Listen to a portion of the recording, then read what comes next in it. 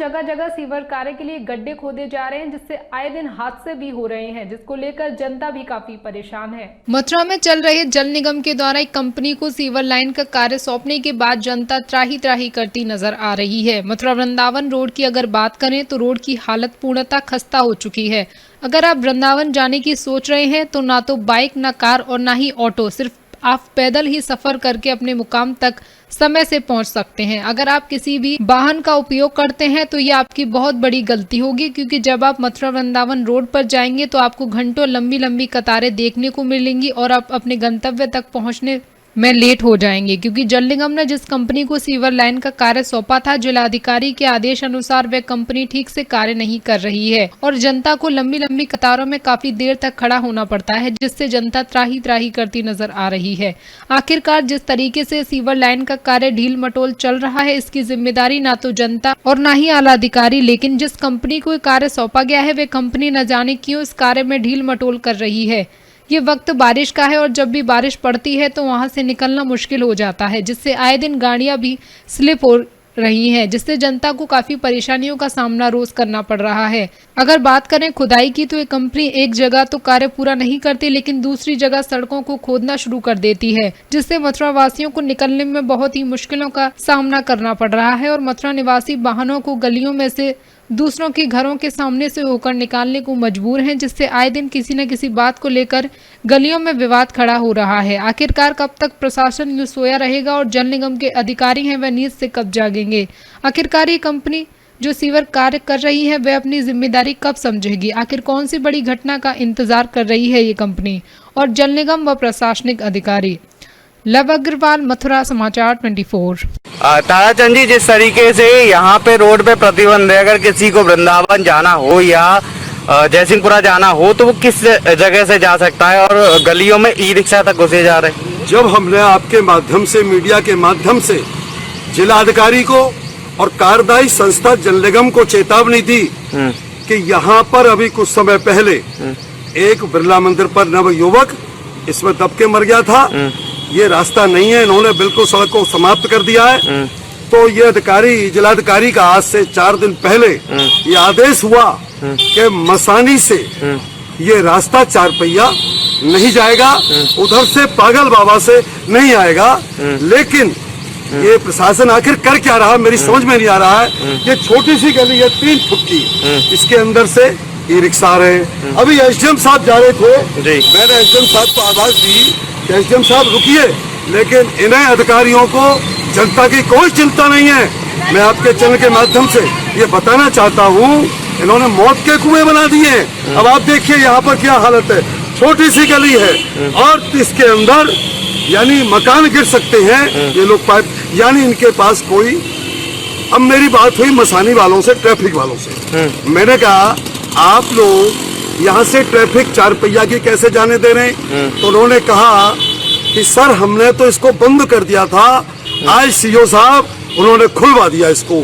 अब बताइए, मैं तो सिपाही हूँ, अब मेरी क्या औकात है कि मैं सीओ के आदेश का उल्लंघन कर सकूं?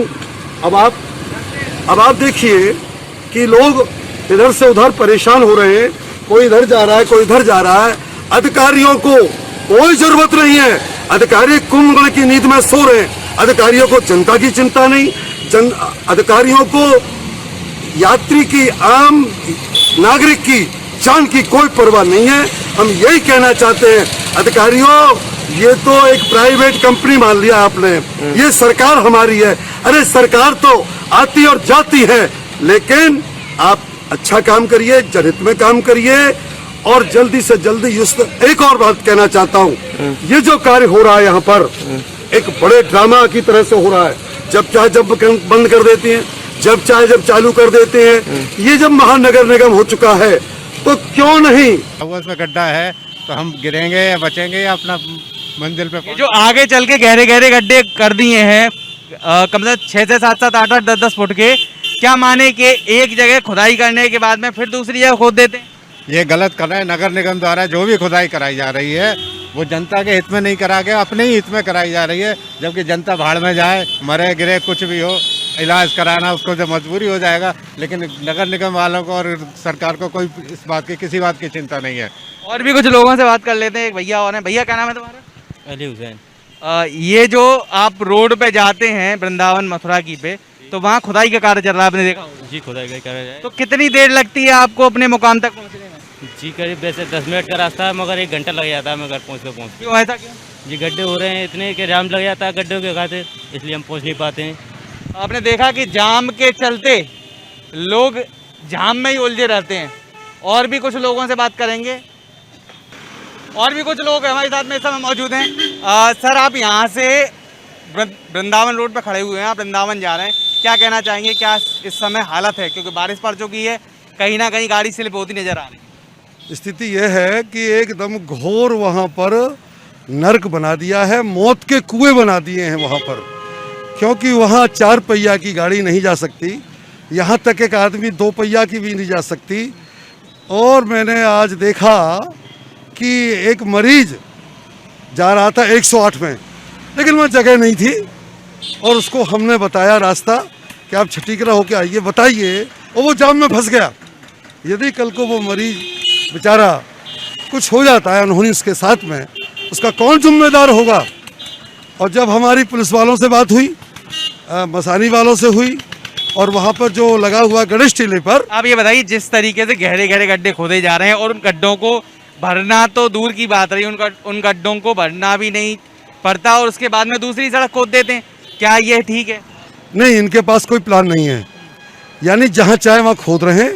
कायदा ये होता है कि आप एक साइड में कार्य करिए और एक साइड में पब्लिक को निकलने के लिए रास्ता छोड़िए। दूसरी बात एक और कहना चाहूँगा कि बजाय दिन के जल निगम संस्था रात में क्यों नहीं काम कराती है?